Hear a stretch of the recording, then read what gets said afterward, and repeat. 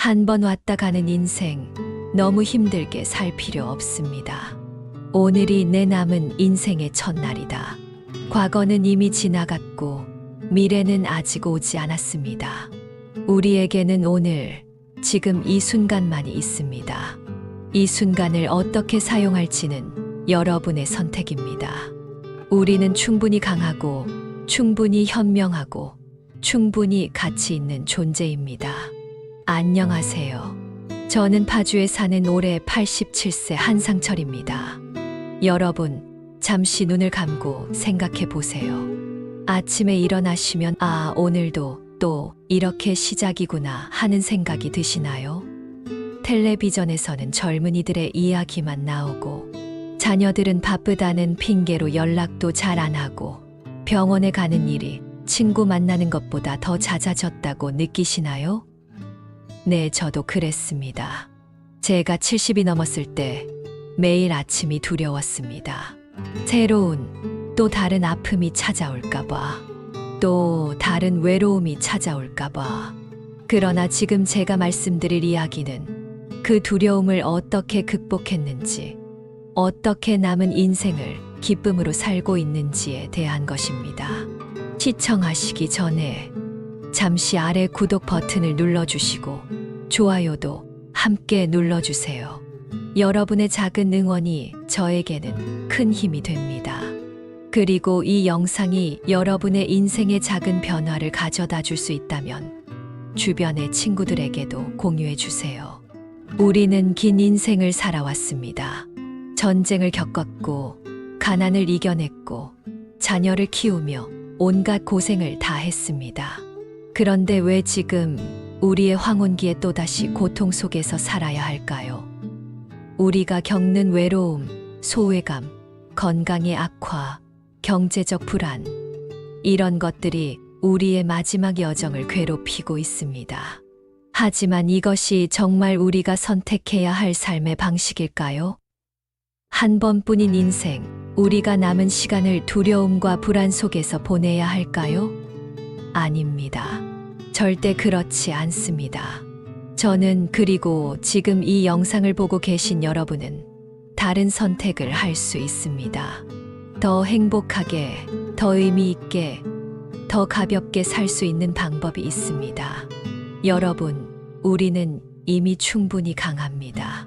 우리는 이미 충분히 많은 것을 이겨냈습니다. 이제는 우리 자신을 위한 시간입니다. 지금부터 제가 나눌 이야기는 제 경험과 많은 어르신들의 지혜를 모은 것입니다. 우리 노년의 가장 큰 적은 무엇일까요? 바로 고립입니다. 사랑하는 배우자를 먼저 떠나보내고, 자녀들은 각자의 삶에 바쁘고, 오랜 친구들도 하나둘 곁을 떠나가면서 우리는 점점 더 혼자가 됩니다. 그리고 이 고립감은 우리의 건강을 해치고 우울증을 가져오고 삶의 의미를 빼앗아 갑니다. 제 경우도 그랬습니다. 아내가 먼저 하늘나라로 떠난 후 저는 무려 3년 동안 집에만 틀어박혀 살았습니다. 텔레비전이 제 유일한 친구였고, 가끔 자녀들이 전화를 할 때만 사람 목소리를 들을 수 있었습니다. 또 다른 위기는 의미 상실입니다. 평생 일하며 살아온 우리에게 갑자기 찾아온 은퇴와 여가는 축복이 아니라 저주처럼 느껴질 때가 있습니다. 이제 내가 무엇을 위해 살아야 하나? 누구를 위해 아침에 일어나야 하나? 이런 질문이 끊임없이 머릿속을 맴돕니다. 그리고 마지막으로 건강 악화의 두려움이 있습니다. 젊었을 때는 감기 한 번 걸려도 금방 나았는데 이제는 작은 질병 하나가 큰 위기로 다가옵니다. 병원비, 약값에 대한 경제적 부담도 무시할 수 없고요. 이 모든 위기들이 우리를 압박합니다. 그러나 여기서 중요한 것은 이런 위기들이 노년기에 자연스럽게 찾아오는 것들이라는 점입니다. 여러분만 겪는 것이 아닙니다. 저도, 옆집 할아버지도, 공원에서 만나는 할머니도 비슷한 어려움을 겪고 있습니다. 그렇다면 우리는 이런 위기를, 이런 두려움을 어떻게 극복할 수 있을까요? 해답은 의외로 간단합니다. 우리는 연결이 필요합니다. 사람과의 연결, 의미와의 연결, 자신과의 연결이 필요합니다.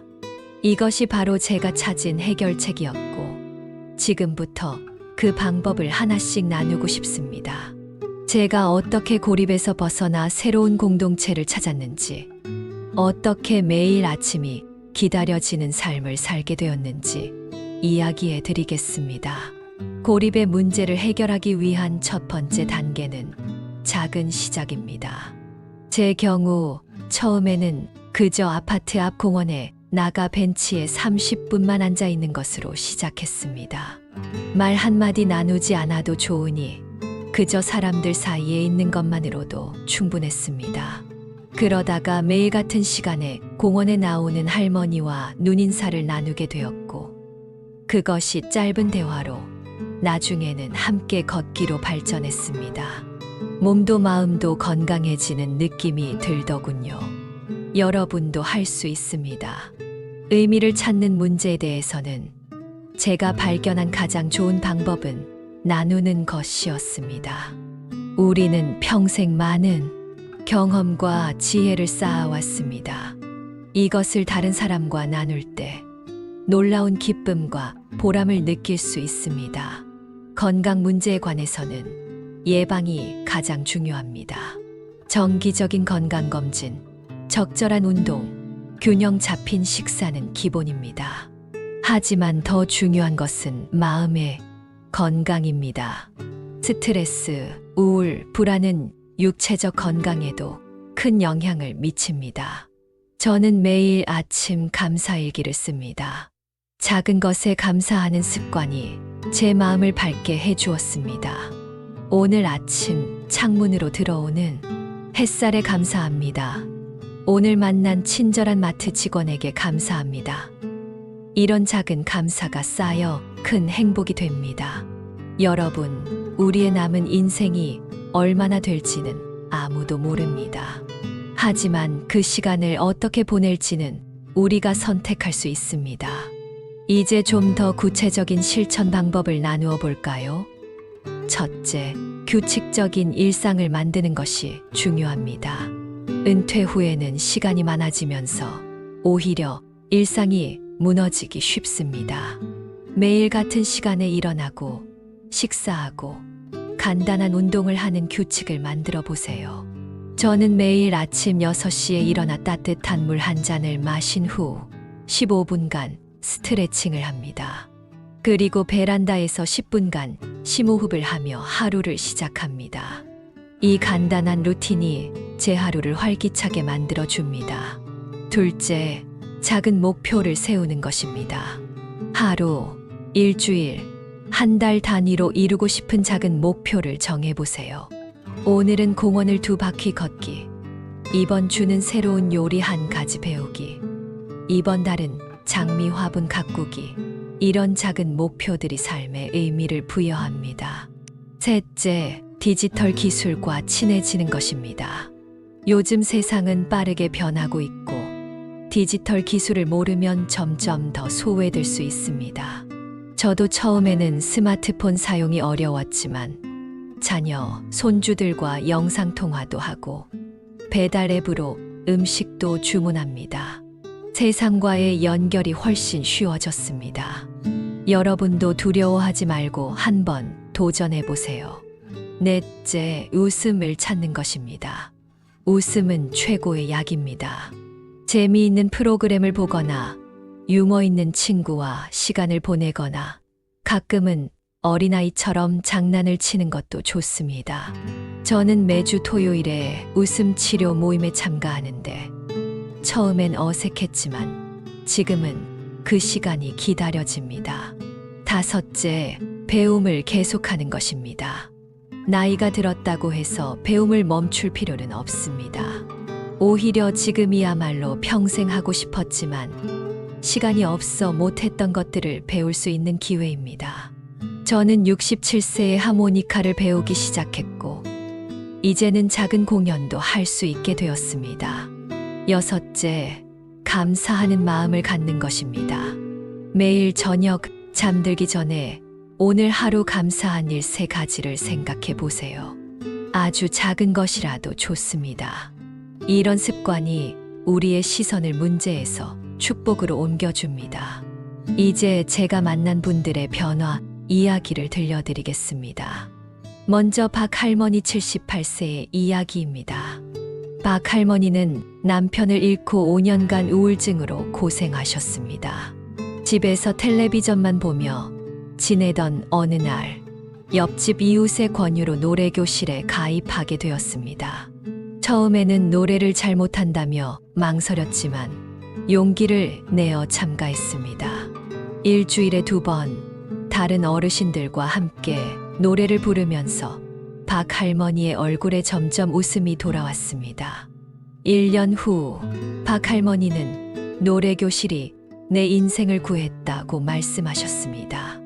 또 다른 예로 김 할아버지 82세는 평생 농사를 지으며 사셨는데 도시로 이사 온 후 무기력해지셨습니다.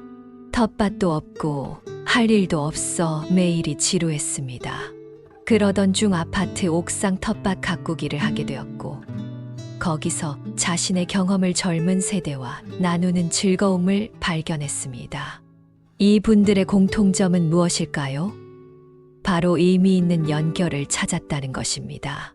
사람과의 연결, 자연과의 연결, 자신의 가치와의 연결이 그들의 삶을 변화시켰습니다. 저 자신의 이야기도 나누고 싶습니다. 3년 전 저는 심한 관절염으로 거의 움직이지 못했습니다. 의사는 운동을 하셔야 한다고 했지만 혼자서는 동기부여가 되지 않았습니다. 그러던 중 노인건강 걷기 모임에 참여하게 되었고 처음에는 5분도 걷기 힘들었지만 다른 회원들의 격려와 응원으로 조금씩 걷는 시간을 늘려갔습니다. 지금은 하루 30분 걷는 것이 일상이 되었고 관절 통증도 많이 줄었습니다. 하지만 더 중요한 것은 걷기 모임에서 만난 친구들과의 관계입니다. 우리는 서로의 건강을 챙기고 생일을 축하하고 가끔은 함께 여행도 갑니다. 이런 관계가 제 삶을 풍요롭게 만들었습니다. 여러분, 우리 모두에게는 변화의 가능성이 있습니다. 나이는 숫자에 불과합니다. 80세, 90세에도 새로운 취미를 시작할 수 있고, 새로운 친구를 사귈 수 있고, 새로운 기술을 배울 수 있습니다. 중요한 것은 첫걸음을 내딛는 용기입니다. 지금까지 우리는 노년기의 위기, 그 해결책, 그리고 실천 방법과 실제 변화의 사례들에 대해 이야기했습니다. 이제 가장 중요한 것은 행동입니다. 알기만 하고 실천하지 않으면 아무것도 변하지 않습니다. 여러분, 지금 당장 시작해보세요. 내일로 미루지 마세요. 나는 너무 늙었어. 이제 변하기엔 늦었어 라는 생각은 버리세요. 우리에게는 아직 시간이 있습니다. 한 번뿐인 인생 마지막 순간까지 의미 있고 행복하게 살 권리가 있습니다. 첫 걸음은 작아도 괜찮습니다. 오늘 저녁 오랫동안 연락하지 않았던 친구나 가족에게 전화 한 통을 해보세요. 내일 아침 10분만 집 앞을 산책해보세요. 이번 주에 가까운 복지관이나 경로당에 한번 방문해보세요. 이런 작은 첫걸음이 여러분의 인생을 변화시키는 시작점이 될 것입니다. 제가 좋아하는 말이 있습니다. 오늘이 내 남은 인생의 첫날이다. 과거는 이미 지나갔고 미래는 아직 오지 않았습니다. 우리에게는 오늘, 지금 이 순간만이 있습니다. 이 순간을 어떻게 사용할지는 여러분의 선택입니다. 이 영상이 여러분에게 조금이라도 도움이 되었다면 아래 좋아요 버튼을 눌러주시고 아직 구독하지 않으셨다면 구독도 부탁드립니다. 또한 비슷한 고민을 하고 계실 다른 분들에게도 이 영상을 공유해 주세요. 여러분의 작은 행동이 누군가의 인생을 변화시킬 수 있습니다. 댓글란에는 여러분이 시작하고 싶은 작은 변화나 이미 시작한 변화에 대해 자유롭게 이야기해 주세요. 서로의 이야기를 나누며 함께 성장할 수 있기를 바랍니다. 여러분, 기억하세요. 한 번 왔다 가는 인생 너무 힘들게 살 필요 없습니다. 우리는 충분히 강하고, 충분히 현명하고, 충분히 가치 있는 존재입니다. 남은 인생을 행복하게, 의미 있게, 가볍게 살아갈 수 있기를 진심으로 응원합니다. 오늘도 평안한 하루 되세요. 다음 영상에서 다시 만나요. 감사합니다.